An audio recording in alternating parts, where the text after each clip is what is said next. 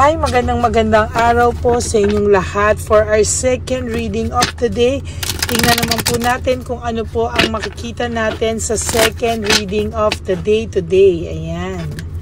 No? Tingnan po natin kung ano po ang makikita natin sa second reading of the day.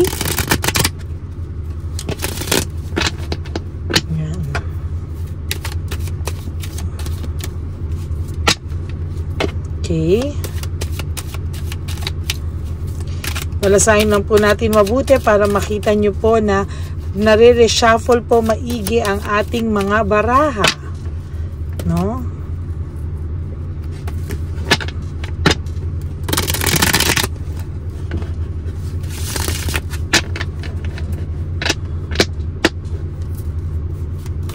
Ayan. Okay. Pili na po tayo ng 10. 1, 2, 3, 4, 5,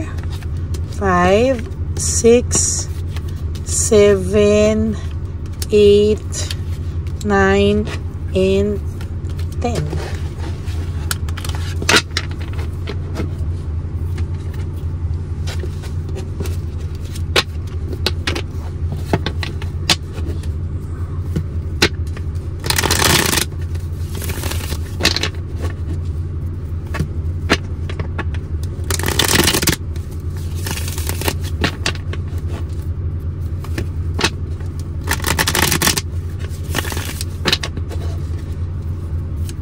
Shuffle lang po natin.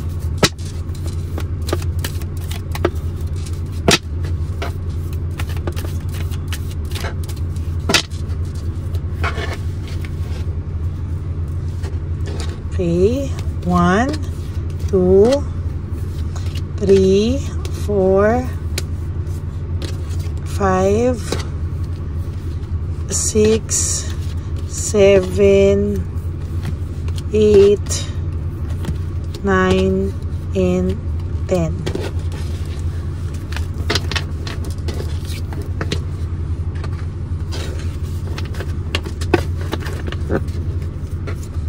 Huwag niyo po itong i-skip dahil dito po tayo kumukuha ng energy natin pareho, connection po natin pareho.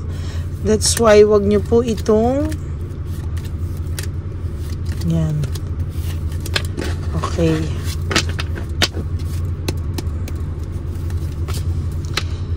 Oh my God.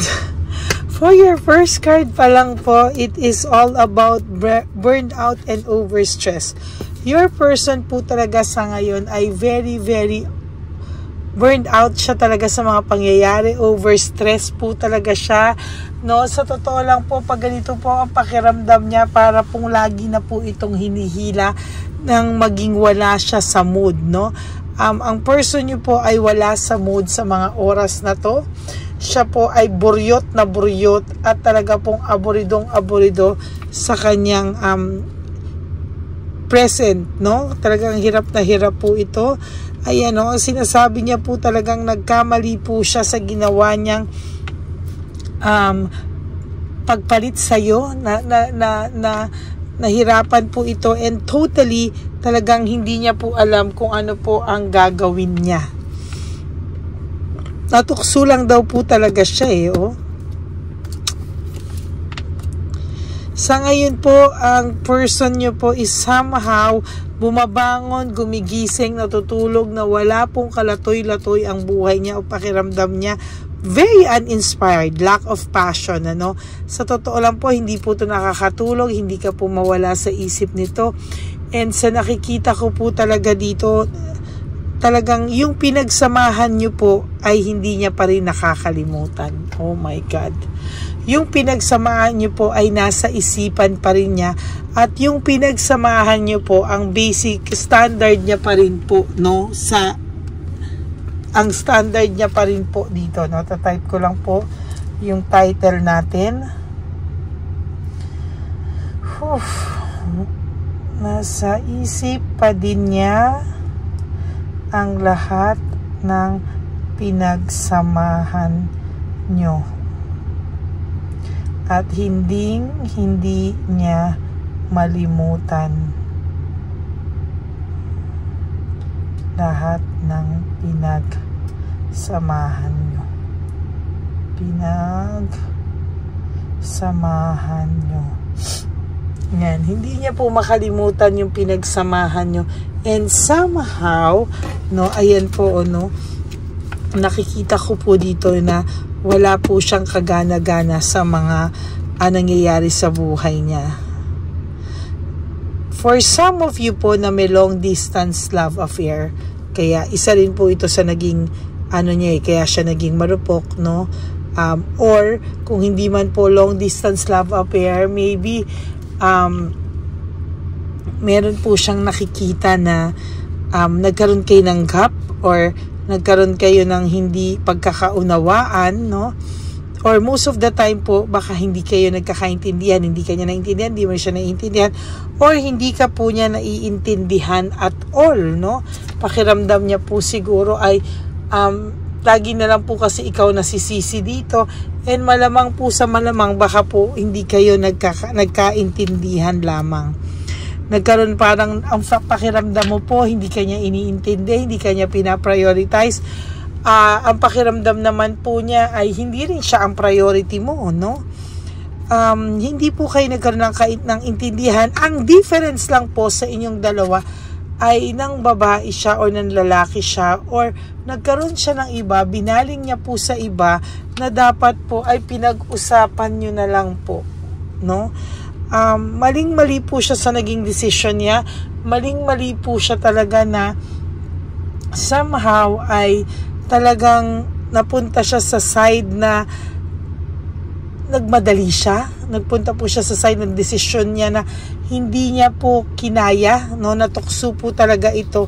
At talagang sasabihin ko po sa inyo, talagang hindi po siya naging successful sa pag-iwas sa tukso. While ikaw po, no, makakaramdam ka po ng pagtatapos ng sakit sa ulo, pagtatapos po ng sakit na nararamdaman mo and the face, no? Patapos na po yung mga sakit na nararamdaman mo, patapos na po lahat ito, no? To be honest with you, patapos na po ang lahat niya. Nagkaroon ka po ng ultimate clarity, somehow bumabalik ka po sa isipan mo, no? Pero sa totoo lang po, hindi pa rin po tapos ito, no? Hindi pa rin po sa kanya tapos kung anong meron kayo. Lagi ka pa rin pong nasa isipan nito.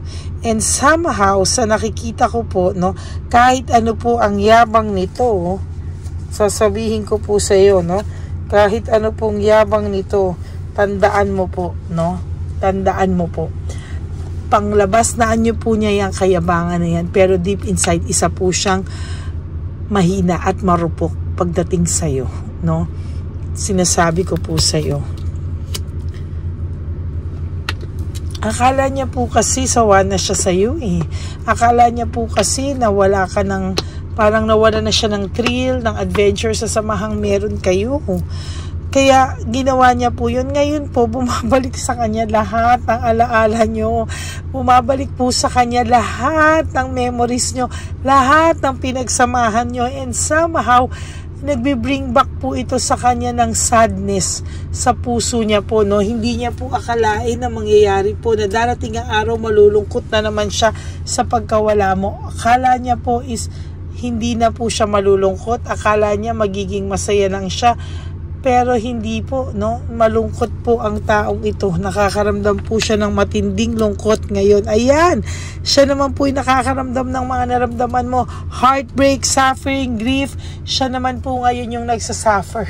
No, siya naman po ngayon yung broken hearted. Kahit po, no, pinagmamalaki niya yung current relationship niya, yun po yung pinakamalaking dagok sa kanya, na pinagmamalaki niya po yan, pero sa totoo lang, hindi po talaga okay, hindi po talaga siya happy, at hindi po talaga siya masaya sa totoo lang, no? It's all about the show, mga kapatid. The show lang po ito, no? Alam mo po, sa nakikita ko dito, magsasawa lang ito sa kahit sa palipat-lipat na relasyon, pero babagsak pa rin po ito sa'yo. Meaning ko na babagsak sa'yo, whether you like it or not, mga kapatid, taganyan sa bato to. Whether you like it or not, hindi ka po makakalimutan ito. You will always be the standard of this person. Ikaw at ikaw lang din po ang magiging standard nitong person na to. Ayan, kahit po anong paghihirap niya, hard work na kalimutan ka, he or she will always remember you, no? Hindi ka po niya makakalimutan at hindi ka po matatanggal o mawawala sa radar niya. Hahanapin at hahanapin ka po nitong taong to, at sa nakikita ko po dito, hindi ka po nito tatantanan. He or she will stalk. No, mag-i-stalk to para po gumaan ang pakiramdam niya at maiisip niya na parang may balita pa rin siya sa'yo, parang nandyan pa rin siya sa'yo. Sa totoo lang po, nagsasuffer po ito sa sitwasyon na meron siya ngayon. Yan, no? Oh, yun yung sinasabi ko. Sadness, depression, and negativity. Panay negative factors po ang nararanasan itong taong to. And somehow there is sadness, depression, and negativity. No? Malungkot po ang taong ito at hindi po niya alam ang kanyang gagawin. Legal matters. Ayan. For some of you na sumobra pong gulo, na tipong nag-away kayo ng sobra, maraming taong nadamay, nasaktan, maraming tao yung nahila nyo sa gulo na meron kayo. Kaya for some of you, nahihiya po itong lumapit. Bakit? Kasi ang dami-dami niya pong naabalang tao. No? At ang dami-dami niyang niyabangan na hindi na siya babalik sa'yo. Ang dami niya pong sinabihan na hindi na siya babalik sa'yo.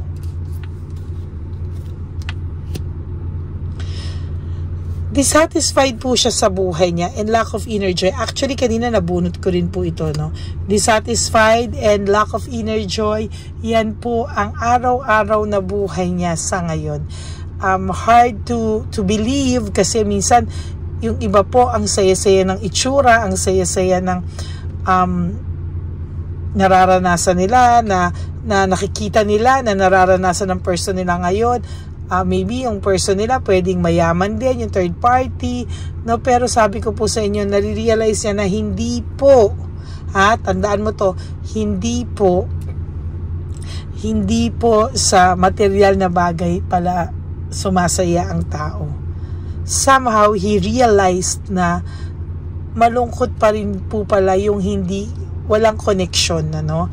Yung walang connection and ayan, no, talagang wala pong connection and somehow talagang walang soul connection. Parang sa'yo yung pinagsamahan nyo, iba pa rin po para sa kanya. Yung pinagsamahan nyo pa rin yung naiisip niya. Yung pinagsamahan nyo pa rin yung hinahanap-hanap niya at namimiss niya. No? Yun yung hinahanap-hanap niya at namimiss niya. Yung pinagsamahan yung dalawa. Nakapag-reflect po itong taong to, no? The hermit, no? Nakapag-reflect po ito, nagkaroon po siya ng understanding sa mga bawat nangyari sa inyo, no? Ang masaklap lang po, hindi po siya makalapit sa iyo, hindi po siya makalunok ng pride because of niisip niya rin po kasi ano po yung mga sasabihin ng mga tao sa kanya, no? Ayan. So, impulsive, a really impulsive decision, unachievable expectation. Sa totoo lang po, ang taong ito po ay talagang hindi po maganda yung naging desisyon niya, pinagsisisihan niya po yung naging desisyon niya. Ang dami niya pong expectations na hindi po natupad, hindi po natuloy, and somehow talagang hirap na hirap po ang person na ito, no, sa ngayon. Dahil sa decision niya, it nag-bounce back po sa kanyang lahat. Ngayon, wala pong direction yung buhay niya, unpredictable, hindi po siya nagpaplano, no? Kung baga, bahala na, no? Bahala na kung ano mangyayari kinabukasan, bahala na kung saan ako dadalhin itong naging decision ko, panay bahala na. And imbis po na naayos niya pa kayo, No, dinaan niya po sa bahala na bukas. Bahala na anong mangyayari. So really bad, no? Bad po talaga. There's naging masyado ka mapagbigay dito. Nabigay mo lahat, wala ka pong natira sa sarili mo. Kaya po napakasakit at napakasaklap po ng naramdaman mo nung ito ay nawala. Nagmahal ka ng buo, kaya yung nangyari sa inyo, buong-buo rin po yung pain, no? Bilog na bilog, buong-buo, sumalpok sa puso mo, no? At ngayon po ay talagang for some of you, talagang nasaktan ka po and galit na galit ka po, and but some of you, kahit nasaktan, ay gusto pa rin pong bigyan ng chance, no?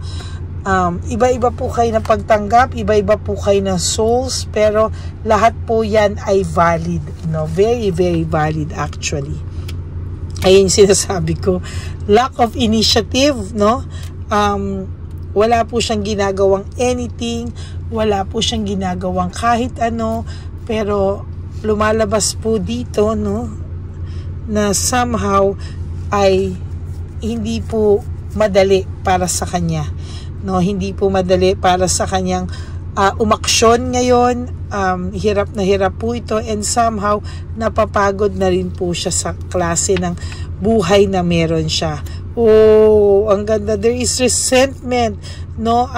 And desire to reconcile.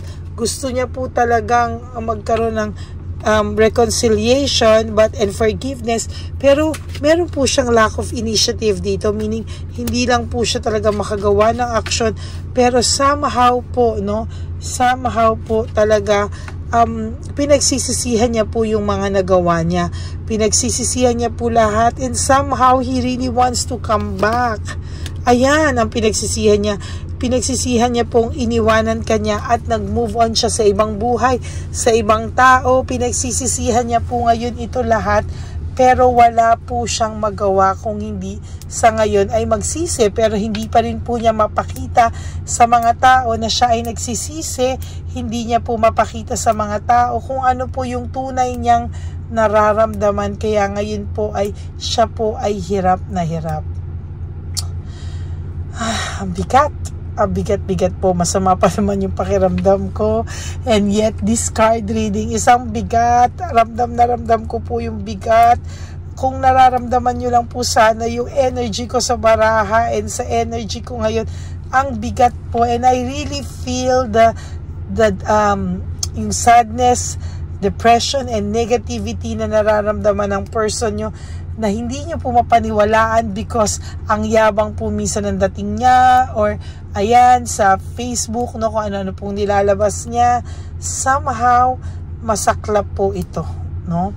So yan po ang second reading of the day, yung pagsasama nyo po ang namimiss niya, at yung pinagsamahan nyo po ang hinahanap-hanap niya hanggang ngayon. Oh my God.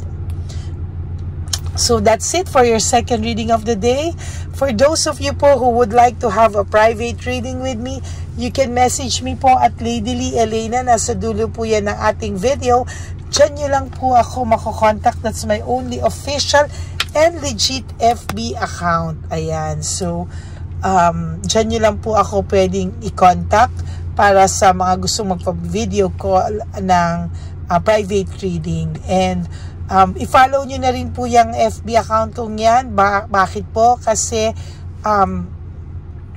tumatawag po ako minsan, nag-random calls po ako sa mga new subscribers ko, new followers ko. Yan, and kung kayo po ay isa sa mga matatawagan ko, ayan, I will be glad to kamustahin kayo and to may chika-chika lang po ng konti, no, para naman po makapag-hi ako sa inyo. Yan, maraming salamat po.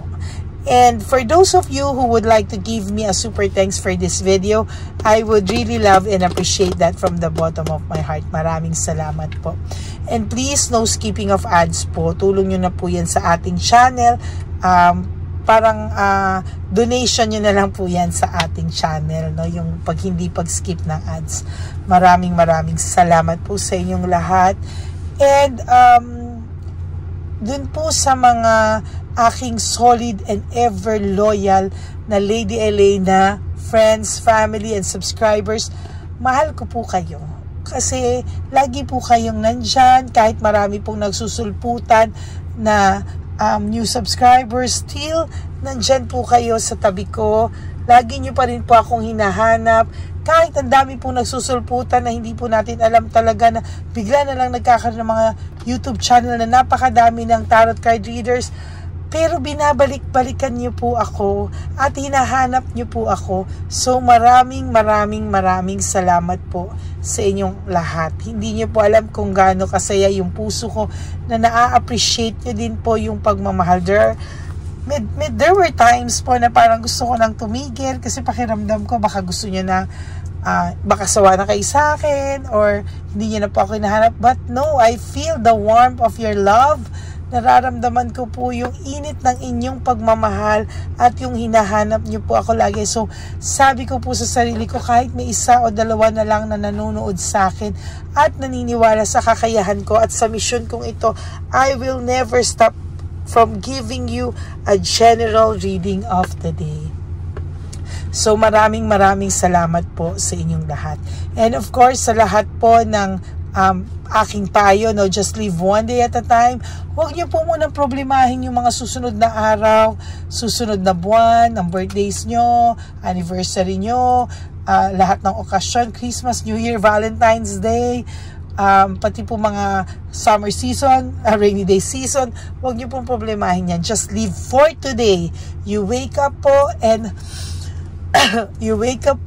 sleep doing 3 things po kayo for the day to make yourself happy. And one day, ano nyo na po na ang gaan na pala ng loob ko. Okay? So, maraming salamat po sa inyong lahat. And also, gusto ko rin po sabihin sa inyo na life is too short. Don't make it shorter by stressing yourself from all the pains and heartaches na binigay sa inyo na kahapon. Just surrender everything to the divine universe and just let go and let God write your life and love story. I will be back for another set of reading. Huwag nyo pong I will be back for another set of reading. Huwag po kayong malulungkot. Babalik po ako for our third and final reading. Pasensya na po kayo. Lately, I am not feeling well because of this tuhod, no? Yung right ko po, kaya nilalagnat ako because feeling ko po may pilay, no? So, ayan po. Maraming salamat po sa inyong lahat. And sana po napanood nyo na po yung first, second, and third reading last night. And this first and second reading for today. Bago po kayo lumagtaw mamaya sa third reading of the day. Okay, maraming salamat po. God bless you all and I love you all from the bottom of my heart. Thank you. God bless you.